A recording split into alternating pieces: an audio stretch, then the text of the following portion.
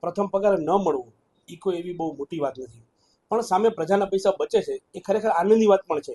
જેમ મેં અગાઉ કહ્યું કે રાજકોટમાં આશરે 10.80 લાખ, એટલે કે રાજકોટના 72 કોર્પોરેટરનો પગાર ન મળવો, જેનાથી 10.80 લાખ રૂપિયાની સરકારમાં બચત થઈ. જો સમગ્ર રાજ્યની વાત કરવામાં આવે તો આશરે 1,000 કરોડ રૂપિયા જેવી રકમ સરકારની બચી છે. આ 1 કરોડ રૂપિયાની રકમ જે બચી છે એ સરકારમાં ચોક્કસપણે ક્યાંક સારા વિકાસના કાર્યોમાં વાપરી શકાય.